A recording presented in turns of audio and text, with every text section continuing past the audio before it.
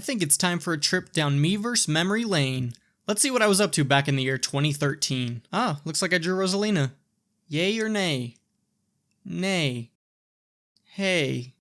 You know, it could have been worse. Hi, I'm Tri, and today we're going to take a look at Miiverse and how I'd redesign it if it was made for the Nintendo Switch 2. This was requested by quite a bit of y'all, so I'm thrilled that I can finally bring it to you. I'm going to go over the design decisions I made and why I think it would accomplish the goal of Miiverse more effectively. Before we get into the UI itself, some of you might not even know what the heck Miiverse is, so I'll give you the Cliff Notes version. Over 13 years ago, Nintendo built a social media platform into the Wii U console as a way to build community around the various games on its system. The 3DS eventually got Miiverse as well about a year after the Wii U in 2013.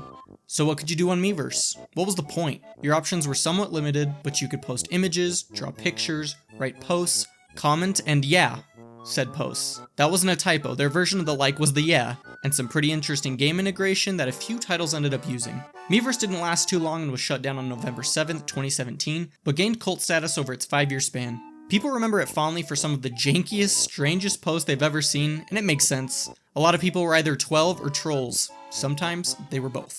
But what did people on an individual level think about Miiverse? What was their experience like? Their user experience? And what's the best way to find out what a user's experience was like with a certain product? Well, you gotta talk to them. Or send a message out to your YouTube community. Maybe a bit of both.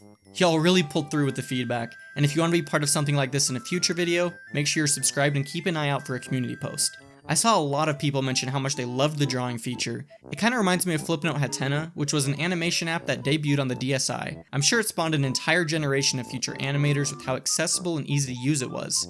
And even though I didn't own a DSi, I definitely borrowed it from cousins and friends and created my own animations in hope of eventually becoming an animator. Another big highlight for people was its game integration, and I remember this being a great feature.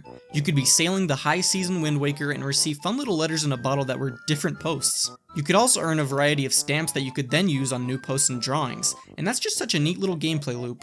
I played Elden Ring when it came out, and it totally gives me the same vibes as seeing random ghost players and reading their hidden messages that were almost always leading you astray, and that's just fun.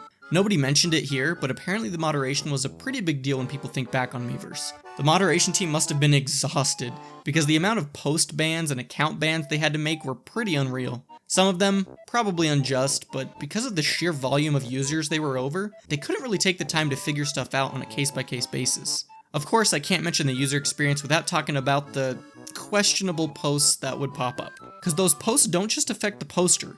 More often than not, it's gonna affect little 8-year-old Jim who has to ask his mommy what certain expletives mean. You know, maybe I'm starting to see why it was shut down. One last thing I saw someone mention was the connection between Miiverse and your Wii U home screen. I loved Wara Wara Plaza, because you could legitimately see what your friends were playing all in one space. You'd see their Miiverse posts above their heads, and it felt like a legitimate community. And I'm sure that's what people remember about Miiverse when they think of it in a better light. In terms of my personal experience with Miiverse, I didn't use it a whole lot.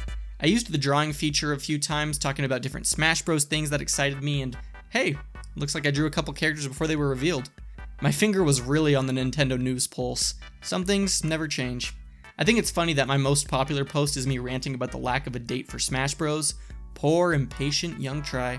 I was also able to find this information through Archiverse, or Pretendo's website where they archived the whole site. Way cool. With that in mind, what does it look like? How do we feel about the UI itself? Before we start making UI and tearing down these fences, we need to understand why they were built in the first place. At a glance, it's pretty basic, and I don't think that's a bad thing at all. On the left, there's a fat bar with access to your user menu, the activity feed, communities, messages, and notifications. The icons are big and juicy, and it's pretty hard to miss anything. The branding is clear, and the icons have an interesting little gray to light gray gradient. Gray gradient, that's fun. On your user menu, you can see your display name and then your Nintendo Network ID, which for myself is Triforce Hunter 1. And if you want to know why that's my name, you can watch the first video I ever made. You get some general info like your country, birthday, Yaz, I can't keep saying that, and your game experience, which is really funny. Who's out here putting casual? You get this nice grouping of your posts, friends, following, and followers, and these tabs are easy to follow and understand. The activity feed will show your posts by your friends and users that you follow. It's kind of hard to find specific users unless you're friends with them or know their Nintendo Network ID, so you gotta look through communities in order to find users that create entertaining posts. Speaking of, communities is the next section. It's just a fat list of games and non-games. I mean, the activity log is here, and avoid this one at all costs. You can mark your posts as having spoilers as well, which is very thoughtful. I'd hate to see the final boss to zombie you prematurely. Overall, I'd say that the Miiverse UI feels pretty on brand for the system it's on. It's a bit clunky, a bit large, it definitely feels like something that'd be on the Wii U. But in order for Miiverse to work on the Switch too, it's gonna have to change in more ways than one. My community had some fantastic recommendations for things to add or change, and I implemented some of them. Seriously, thanks to everyone who commented. I also wanted to hear the experience from someone and what they'd want changed, so please welcome our special guest, Bo Talks Games. What you got for me, Bo? I loved Miiverse when I was a kid on Wii U, and then when it later came to 3DS. So for me, I'm not a UI expert or anything, so I can't say what I want them to, change about the UI design specifically. However, a feature that I wish had been there on Wii U and 3DS, and if they ever brought Miiverse back, is something I would love to see, is something that the Switch can already do, and that is capture and post video. Can you imagine if Miiverse had videos? Can you imagine if it had some sort of built-in video editor where you could put text on the screen and, cut down clips or maybe even draw on them, that kind of thing, and then post them directly to Miiverse? This would have fully realized the idea of Nintendo having their own social media. And I love doing it on Switch when it was still available. So if Miiverse had videos back then on the Wii U especially, that would have been awesome. But even moving forward, if we got a revival of it, I don't think there's much better they could do than just adding video. I think that would be so cool. All right, Try, thanks for having me. If you have not already, definitely subscribe to him. He does great UI design videos. I highly recommend this YouTube channel if this is your first video. He does really great stuff. And of course, you can follow me on my channels as well. Bye-bye. That is a fantastic idea. We're gonna have to put that in.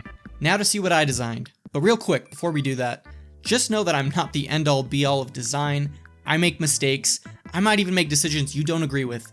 And that's a good thing. We're all users and have our thoughts on how things work, so I want you to voice those critiques in the comments. Please do, I'm always trying to improve. Without further ado, here's the first of 3 pages I created. Here we have the profile menu. The navigation bar on the left resembles that of Miiverse past, but in a way that reflects modern design taste and sensibilities. It looks similar to social media pages like Facebook, Reddit, or Twitter. I've talked about Jacob's Law on my channel before, but a little refresher if you're new here. Users prefer websites and applications to work the same way as other familiar sites and products they already use. If every other social media platform and Miiverse in the past used this system, why change it? I created these little icons to look like they belonged on the Switch 2 branding, which uses outlined icons. The green color is very vibrant and is how you can tell which tab you're currently on. Some of those icons are new and we'll get to them later. For now, let's focus on the profile section. We'll start with the top. I think it'd be fun to have a banner image taken from screenshots on your Switch too. It's a great way to give your profile some more personality, and maybe there can be some default images you can use if you aren't someone that takes screenshots of your games. But having this here would further incentivize people to use that capture button a little more. I added a button to view something from the 3DS that I miss so much, the activity log. This would be where you get the hard facts, the specific dates, times, and hours logged down to the minute for each game you own. When looking up other users, you could see that information as well. You also have the follow and add friend buttons. These obviously wouldn't be visible if you're looking at your own profile, but I wanted to show that off just so you know what it would look like. Below that I organized stats that existed before, but in a way that I think is more engaging. You'll be able to toggle the sidebar here, and right now I have it displayed as friends. We don't have the Wara Wara Plaza from the Wii U anymore, and I think being able to have your own personal little Wara Wara Plaza with your friends in the Miiverse app would be so freaking cool. See what games they're playing and even join them right from this screen. That's it for the profile. The next page we have is communities. I wanted to show what it would look like in a specific community, and would you look at that? Video in our posts. Nintendo Switch 2 makes it so easy to create gaming clips, and since they removed the ability to share those clips to Twitter, I love the idea of having a space to share it easily and on a platform where people would actually enjoy seeing it. You'll also notice an extra interaction button. That's the heck yeah medal. Like Reddit awards, you can give posts you especially love a heck yeah to boost their reach and make the creator feel good. You wouldn't have to pay money for these heck yeahs, but would only get an allotment of say 1 per week, so use it wisely. I wanted to show what it would look like to create a post, but ran out of time, so just pretend that you could still draw, write text, add images from your collection, and now also add video. The last page I have to show off is the Mii store. Here you can buy accessories, clothing, hats, and such for your Mii. If it's called Miiverse, I'm really going to want to deck out my Mii. I feel like with Tomodachi Life Living the Dream coming out soon, we're going to have the updated models and clothing to pull from.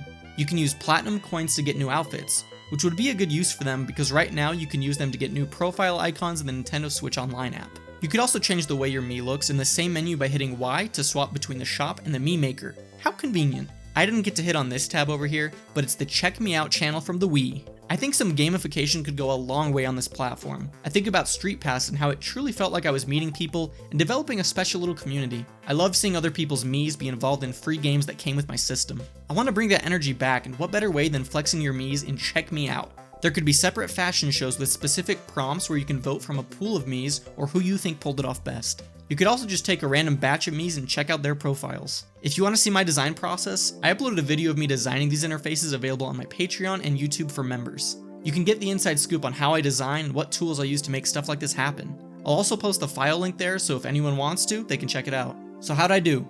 Would you join Miiverse too if this is what it became, or I guess if it existed? I think there's something to be said about Miiverse and its attempt at creating community within the Nintendo gaming space. This definitely falls into the category of Nintendo being weird and doing Nintendo things, and I love it when they do that. It was a big risk that may not have paid off in their eyes or accomplished the vision they had for it, but I know that genuine community building was happening with some of these games, and some of them wouldn't be remembered as fondly without Miiverse. Take Splatoon for example. I remember just walking around Inkopolis Plaza, amazed that real players were existing in this space, showing off their awesome artwork and just adding to the liveliness of a brand new IP. If you told me the Wii U was failing when I played Splatoon, I wouldn't have known, and frankly wouldn't have cared. I felt a genuine connection to this community and wouldn't trade it for anything. I don't see Nintendo ever revisiting this idea, but I hope they continue to experiment, and I have faith that they will. So now is the time to pay our respects to Miiverse. You were weird, but by golly, you were special.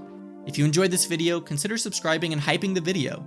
If you don't know what that is, YouTube made a feature to help smaller channels like myself get more exposure, so hype it up.